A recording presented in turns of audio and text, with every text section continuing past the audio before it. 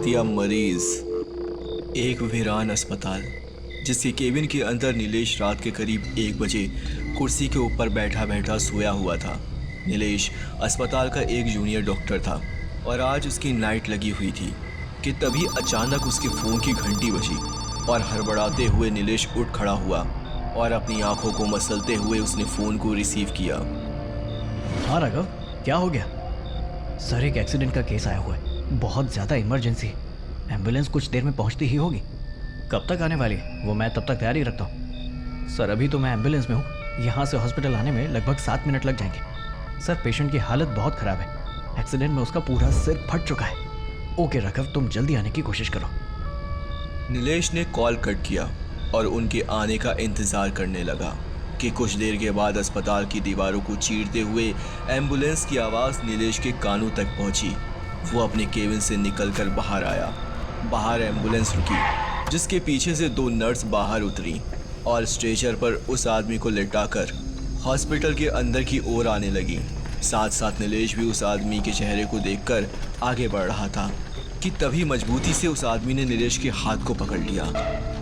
मुझे बचा लो, मैं मरना नहीं चाहता, मेरी जान बचा लो, मुझे मरना नहीं है, मुझे बचा लेना डॉक्टर। घबराओ मत, तुम्हें कुछ नहीं होगा, हिम्मत रखो, तुम्हारा ऑपरेशन होगा, उसके बाद तुम ठीक हो जाओगे। राघव, पेशेंट के घर वाले कहाँ हैं? इनके साथ कोई और नहीं आया?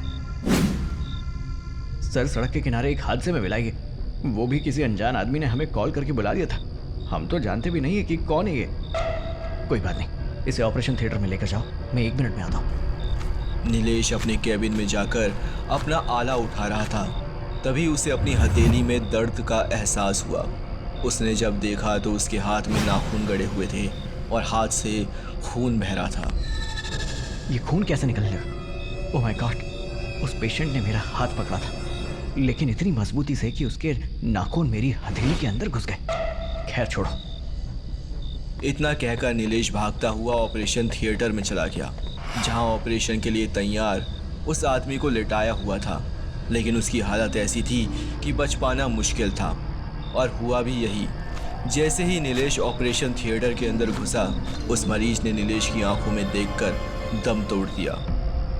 तुमने आने में बहुत देर कर दी, ही इज डेड। इसकी डेड बॉडी को उठाकर पोस्टमार्टम के लिए भेज दो और पुलिस वालों को खबर करके घर वालों का पता करने की कोशिश करो। अब हमारे हाथ में कुछ नहीं। नीलेश ने अपने केबिन में प्रवेश किया और फर्स्ट एड बॉक्स निकालते ही उसकी हथेली में एक अजीब सी चुभन महसूस हुई। उसने पट्टी करना शुरू किया और जैसे ही उसने जख्म पर मरहम लगाया, उसकी नज़रें अचानक उस जख्म में गड़े एक नाखून पर पड़ी। ये नाखून उसकी अपनी हथेली में घुसा हुआ था। नीलेश ने कांपते हुए नाखून को बाहर निकाला और उसे फेंक दिया, लेकिन जैसे ही उसने नाखून को फेंका, उसके दिमाग में एक डरावना दृश्य उभरने लगा। मरने वाले आदमी का चेहरा बार बार उसकी आंखों के सामने आ रहा था। वो चेहरा जो दर्द और डर से भरा था और जो बार बार कह रहा था, मुझे बचा लो, मैं मरना नहीं चाहता। लेकिन ये सब नीलेश के लिए रोज़ की बात थी। वो इस हादसे को भी सामान्य समझते हुए देर रात को हॉस्पिटल से अपनी गाड़ी में बैठ गया और घर की ओर चल पड़ा। गाड़ी हल्की हल्की रोशनी में चल रही थी, लेकिन उसके मन में वही भयानक चेहरा बार बार उभर रहा था और हर पल उसे ये एहसास दिला रहा था कि उसकी रातें कभी भी पूरी तरह से शांत नहीं हो सकती।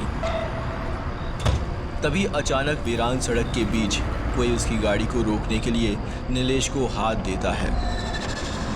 इतनी रात को इस जगह पर कौन सवारी मांग रहा है? रुकूं या ना रुकूं?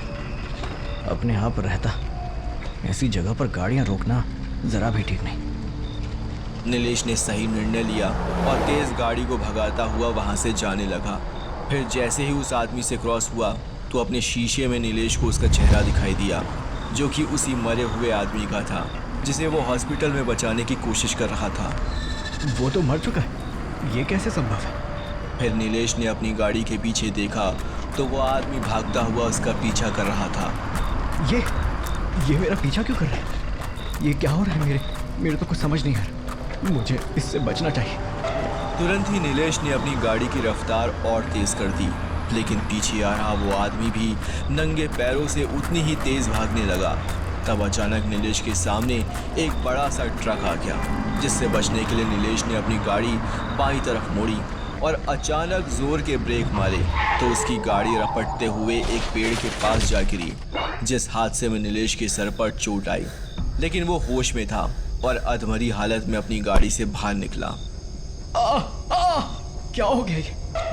नीलेश ने पलट कर देखा तो उसके पीछे वो आदमी खड़ा था, जिसे देखकर नीलेश आगे की ओर भागा। तभी उसका पैर एक पत्थर से लगा और वो नीचे गिर गया।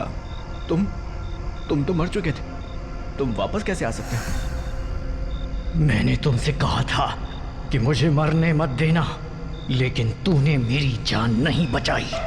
तूने मुझसे झूठ बोला कि मैं तुझे कुछ होने नहीं दूंगा। अब तुझे मैं अपने साथ लेकर जाऊंगा।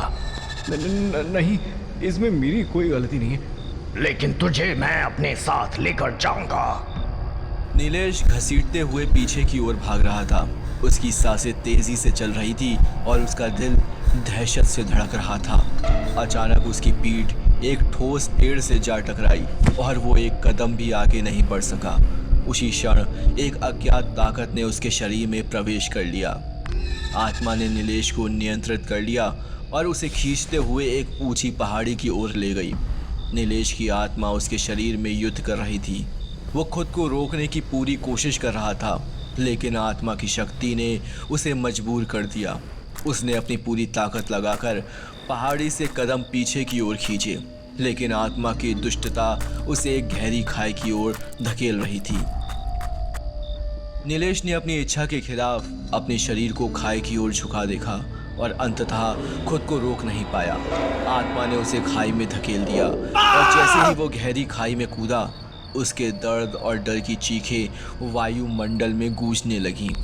फिर उन आवाज़ों के साथ ही नीलेश वहाँ से गायब हो चुका था और आत्मा उसे अपनी अंधेरी दुनिया में ले गई थी।